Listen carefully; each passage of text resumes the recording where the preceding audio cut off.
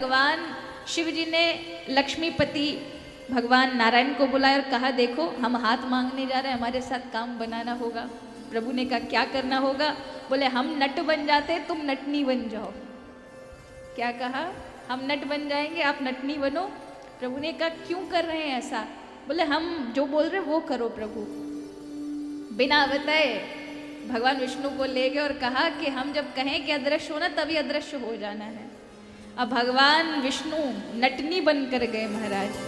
अब वो मोहिनी रूप में इतना सुंदर बन जाते हैं, तो वहां तो वो अद्भुत सौंदर्य नटनी का रूप प्रभु विष्णु भगवान ने बनाया। और हिमाचल के नगर में जहाँ समारोह हो रहा था वहीं पर ही महाराज अपना नृत्य दिखाना आरंभ कर दिया भगवान शिव ने। कभी ऊपर आसमान में जाकर के तांडव करें, नृत्य करें, अलग अलग मुद्राओं को दिखाएं। जब पूरा नगर दौड़ पड़ा नृत्य को देखने के लिए, भगवान शिव के नट रूपी नृत्य को देख करके सब महाराज पागल हो रहे हैं। तो जहां पार्वती जी के स्वागत के लिए वो जो एक महोत्सव लगाया गया था, वहां पर प्रजाजन उपस्थिति नहीं हुई। तब हिमाचल राजा को पता, महाराज कोई बाहर से नट और नटनी आए हैं, उनके नृत्य को देखने के लिए प्रजा वहां पहुंच गई है। राजा ने कहा कि उन्हें यहाँ लेकर आओ। तो कथा आती है कि फिर हिमाचल राजा बुलाते हैं और सभी के बीच में कहते हैं कि प्रजाजनों के बीच में यही इसी महोत्सव है, आप अपना नृत्य दिखाइए। तो भगवान शिव जो नट रूप में होते हैं वो कहते हैं, देखो महाराज यहाँ इतनी सारी जनता है और मेरी इकलौती ही पत्नी है जो नटनी के रूप में ये विराजमान है। ये बड़ी सुंदर, इसको कोई ले गया तो मेरे जीवन के तो प्राण ही चले जाएंगे।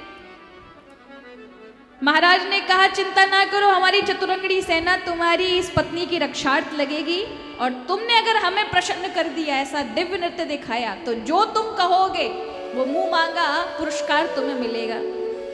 फिर क्या था, सैनिकों की रक्षा में भगवान विष्णु जो नटनी रूप में थे, नट की पत्नी के रूप में, उनको वहां खड़ा कर दिया और स्वयं भगवान रुद्र नट के वेश में नृत्य करने लगे।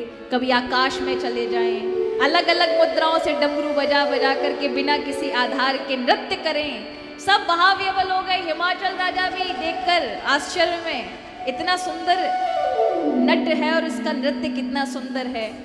और कब नृत्य में भगवान शिव ने अपनी तिरछी निगाह विष्णु जी को मिलाई और कब कह दिया अदृश्य हो जाओ, विष्णु भगवान अदृश्य हुए, नृत्य समाप्त हुआ।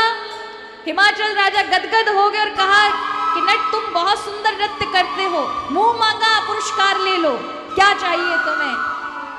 नट तो वहां रोने लग जाते हैं, मेरी नटनी कहाँ चली गई? अब सब लोग ढूंढते, हमारा कहीं नहीं मिला, वो तो भगवान की लीला थी। अब जब नट रोने लगते हैं कि नहीं मेरी तो पत्नी चली गई, मेरा जीवन का क्या होगा? हिमाचल राजा कहते हैं कि देखो अब हम कुछ नहीं कर सकते, कहीं भी तुम्हारी पत्नी नहीं दिखाई पड़ रही है, पर तुम्हें हमने जो पुरस्कार मुंह मांगा देने को कहा था वो तुम मांग सकते हो।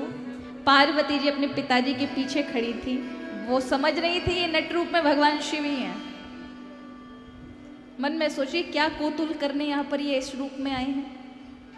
पीछे शिष्य बड़े मुस्कुरा रहे। अच्छा आप देना चाहते हिमाचल राजा, अपनी बेटी का हाथ हमारे हाथ में दे दो। ये सुनकर तो सारी प्रजा हक्की बक्की रह गई। इतनी सुकुमारी बेटी जो अत्यंत प्रिय एक नट उसका हाथ मांग रहा है। तुरंत आज्ञा हुई, सैनिकों से कहा बांध लो इसको कारागार में डालने के लिए।